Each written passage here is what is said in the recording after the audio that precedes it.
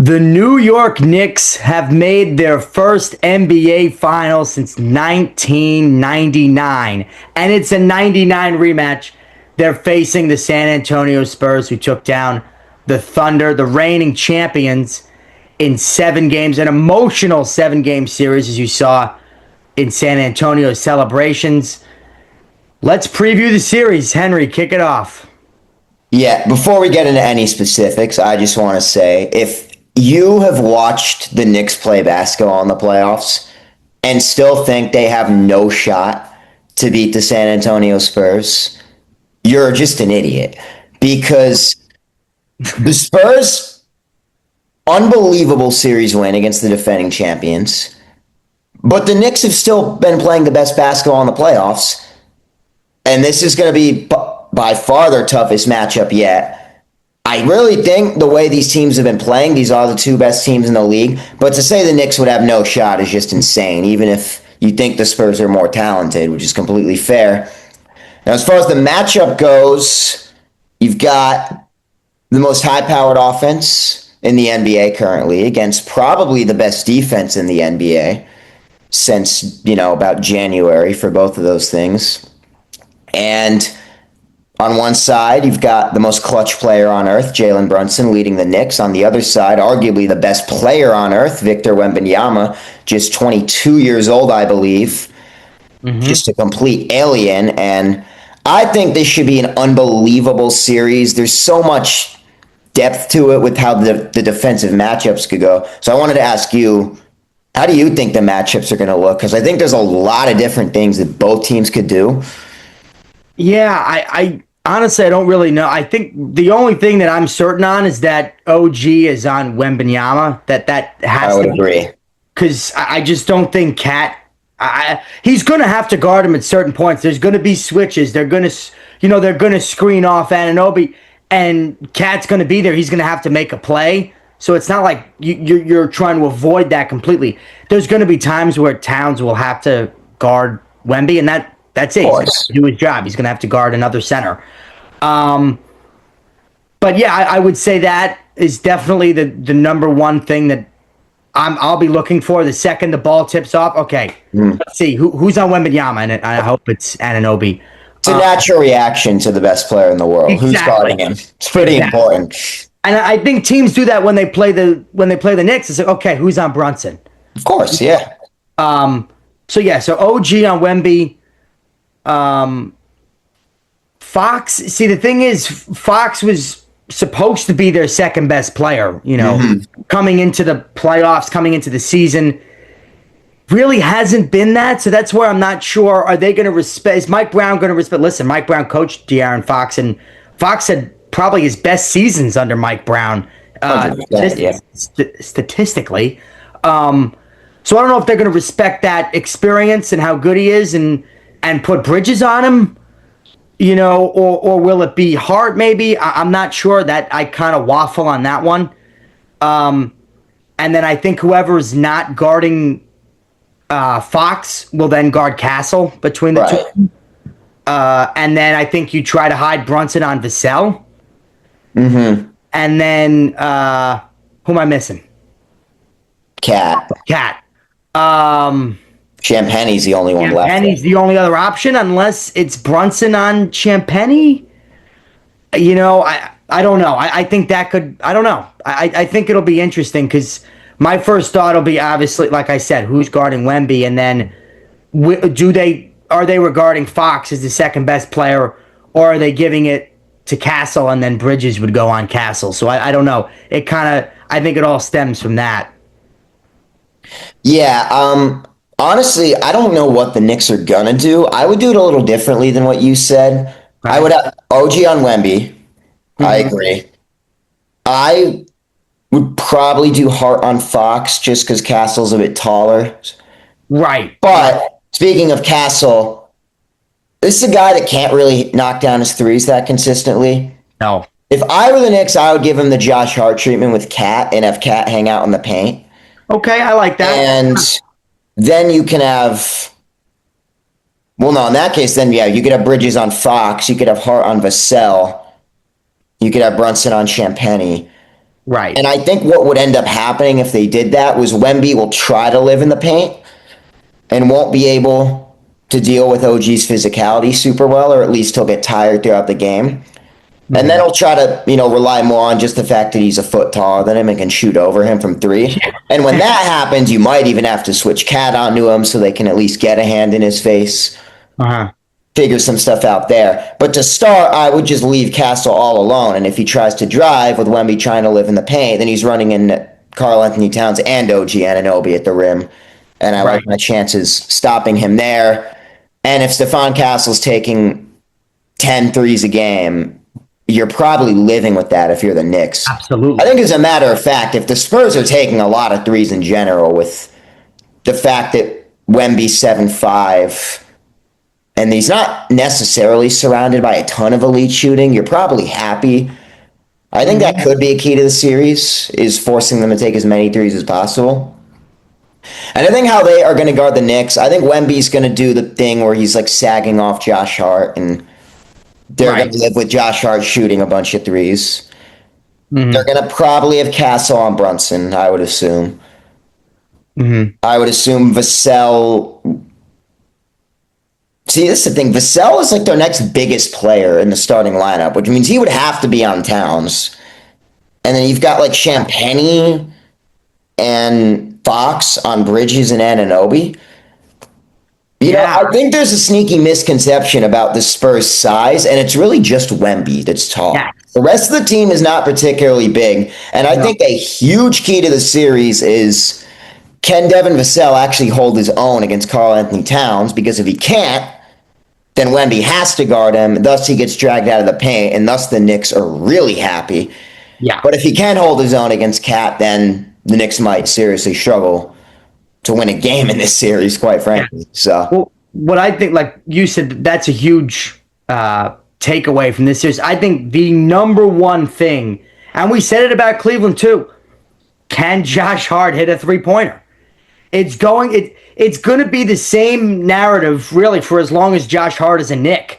Even though absolutely. we've said, listen, this guy's a 42% 3-point shooter this season. He's been a pretty solid 3-point shooter his whole career, besides a couple seasons in his first couple years, and then last year he kind of fell off 3-point wise.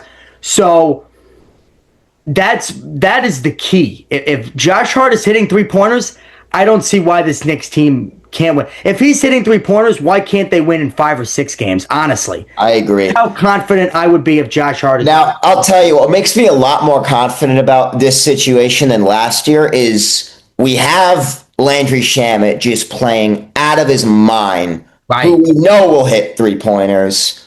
Deuce if he has McBride to too. if he has to come in for Josh Hart, and I mean, quite frankly, he's arguably just been better than Josh Hart, especially in the conference finals. Not that Josh Hart's been bad by any means, but Landry Shamet's just out of his mind. They have Miles McBride who can hit his threes, so they have some options to sub in for Josh Hart. If he can't, the key would be making the switch before the game gets out of hand. Right. If the offense looks terrible, you just have to do that, because once you get a 5-out offense, that's something unlike the Spurs have gone up against yet. So, Yeah. the Thunder, Timberwolves, Blazers did not have 5 shooters on the floor ever at the same time in the game. So, it's a different look for the Spurs. And if Josh Hart can hit his threes, then that's just even better as far as all the other things he does, the offensive glass, the defense, the just energy and hustle. And the fact that he just won't let his team give zero effort when he's on the court, which has just been huge for the Knicks. The transition, I mean, everything else he does if he can hit his threes. But yeah, that's a huge key to the series. And again, it really is just a fascinating matchup, I think. And who do you think's going to win? Yeah, I was just about to ask you. I wanted you to go, but you went first for the conference final, so I guess it's only fair that I go first. I think, and you know what? It kills me to say this, but I think it's going to be a 7-game series, and I don't want to. I mean, for the NBA, would it be a great thing? It'd be a great series. It'd be awesome. It would be great as a neutral, but as a fan, I don't want to see. Give me a 4. Give me another sweep. I'll tell you this: if you're a fan, the saying "Game 7 is the best 2 words in sports" completely Wrong. fine. Wrong. The worst thing ever. When No one wants a game. When it's two other teams, I say it all the time. I go, oh, game 7, best Absolutely. sports. When it's my team, I'm crapping myself. So I don't want it to go to 7. I think it's going to go to 7. And I think the Knicks have the clutch factor. They have the experience. They've been here before. A lot of these teams, you have to lose first before you win it. You have to have a heartbreaking loss, maybe in a final or a conference final, like the Celtics had done a couple years before they won. Even Indiana had suffered a couple heartbreakers before they made the finals last year. Obviously, they lost in 7 games, but still, you to make a finals and win the finals, you have to have that experience. You have to have that clutch factor, that X factor kind of a player like Josh Hart is with his pointers. I think the Knicks win in 7, and I think Brunson just takes over late, and I think he brings a championship to New York for the first time in 53 years. How it's funny you say that, because it's a common narrative. You have to lose to win, and one common narrative, one way or the other, will be shattered. Either the Spurs are gonna prove that you don't have to lose first to win, Right. or the Knicks are going to show that you absolutely can win a championship with a small guard not named Steph Curry. Yep. And let me tell you something. Becky Hammon's not gonna be I have too not happy. waited my entire life for the Knicks to make the finals to pick the other team to win. I think the Knicks are going to win, but unlike you, I don't think the Knicks can win a game 7 in San Antonio, so I think they'll win in 6. They're just going to come out and look more experienced, and they're going to get it done in their final game at Madison Square Garden and win the NBA Finals. That would be historic. The scenes on 7th Avenue. Don't even get me started. A game 6 to win the NBA Finals. It would be bedlam. Not even bedlam. I mean, it'd be insane. Bedlam. And it would be awesome. Yeah. Now, I will say, in general, I wouldn't be shocked by just about any outcome in the series. Because with the way the Knicks are playing, in theory, they could extend the 11-game streak to 15. Right, why not? If the Spurs go cold. The Spurs could also sweep the Knicks if Mitchell Robinson doesn't play the whole series and Brunson suddenly has a couple stinkers and Josh Hart can't hit threes and Vassell can guard Cat. If all those things go right, it could happen, especially if Wemby takes over. So I wouldn't be really surprised by any outcome, but I think the Knicks are going to win. We don't know about Mitchell Robinson because he's questionable right now. But the pinky that he broke, it's not like he just broke his pinky. What he broke is like a part of the bone that attaches to the wrist, and what they call it. This is the worst part, is what they call it a boxer's break or like a fighter's break, which means that either he hit somebody or something. Yeah, so that's the worst part, is that it wasn't in practice. It wasn't during a game. It wasn't some freak accident where, someone closed the door on his finger. No, he thought to himself, hey, I'm feeling angry. I'm feeling sad. I'm feeling whatever emotion he was feeling. And he decided to hit someone in the face, or he decided to punch a door or a wall, and he broke his damn pinky finger listen, this is either going to be one of the bigger Knicks stories ever if he's ineffective and they lose the series because of how stupid the injury was, or he'll just be great and we'll win the finals and nobody's going to give a shit that Mitchell Robinson punched the wall 6 days before. But before anything happens, I'm assuming he is going to play game 1. I'm guessing the questionable tag is just gamesmanship. At the very worst, he won't miss the entire series, as some people feared. I don't see that happening. What a moron. I mean, come on. Well, just how about you punch a pillow? How about you punch a pillow? Punch a pillow, punch a dog, punch anything. Oh, I don't God. Anything that's not hard. But I mean, but maybe not a person or a door or a wall. Yeah. Something that's got a little bit of resistance, a little bit of squishiness. Exactly. Your hand's not your hand goes into it a little bit. Yeah, exactly. Well, you're not going to But your damn pinky. yeah, so we'll see. That's another thing that could hurt the Knicks this series is Mitchell Robinson's effectiveness.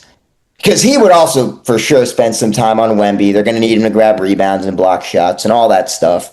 Mm-hmm. Now, it's not like the hand's going to affect his shooting. Can't possibly get any worse than it is. Can't get, if it does get worse, then he's a freak of nature in terms of being the worst player to ever shoot a basketball. Honestly. If anything, I might make him. Josh Hart messed up his hand and shot 40% from three this year. He had like nerve damage in one of his fingers and became a good 3-point shooter. I mean, this has happened before where you have injuries and it makes you better. There was a few years ago, LeBron had the elbow injury and changed his form and became a good 3-point shooter with the Lakers. So you never know. These things could happen. That would be hilarious though if he suddenly starts making free throws because he shoots them underhand or something. If they do hack-a-mitch in like the third quarter, he goes 2 for 2. Scenes. I'm gonna start screaming. I'm gonna be honest. I'm gonna start saying, "Oh my God, Henry was right." He broke just break his pinky all the time. Permanent pinky. Yeah, then I'm gonna want him to punch whatever the hell he punched. Punch something once a week. I don't care. Punch a dude once a week. Get Mike Brown to take a hammer and just smash his hand on the table. Bam. So that's another X factor for the Knicks. Mitchell Robinson. He was a huge X factor in the NBA Cup game. Yes. Except that game didn't count. But so no. He As actually, Josh Hart said, there's nothing to learn from that game because it didn't happen on the record. But no, he was a huge impact with his offensive rebounds in that game. So he was indeed. If he is effective in spite of the broken pinky, that would be huge. Yes. Hopefully he's not less effective. Hopefully I don't have to see Ariel Hukporty guarding Victor Wembanyama for a single possession. Yeah, because that would probably kill me. That might scare me just a little bit. Yeah, that might strike the fear of God into me. Actually, it would be less than ideal. I think it would strike the fear of God into me. But yeah, with all these factors taken into account, we both agree that the New York Knicks are going to break the 50-plus year drought and win an NBA championship. It's our time. It's our time. That's it. It's our time. When the Knicks and the Spurs, they're going to win not one championship, probably not two. They're probably going to win like 7. They're going to win a ton of championships, and that's great. Good for San Antonio. That's in the future. I don't care. Now is the time for the Knicks. Now is the time for Jalen Brunson and Bridges and Hart and Towns and Anunoby and Shamet. Everybody on that roster. Absolutely. Wemby will get a ton of rings, but he's going to have to wait another year because the Knicks are taking this one in 6 games, not 7. I'm going to say 7. This is going to be historic no matter what. It's going to be an unbelievable series no matter what. But yeah, you know what? Another reason we're picking them to get it done, they have to this year. Because if it's not this year, it will never happen. At least not for another 35 years with Wemby and whoever Cooper Flagg was going to have them. It has to be this year. That's why the Knicks are going to win. Because they have to. Yes, precisely. All righty. That's it for us. We're the Big Apple Blabbermouths. We'll see you next time. Maybe we'll do a couple recaps after the games. We'll see. We'll see how it goes. But we'll catch you next time. Thanks for tuning in.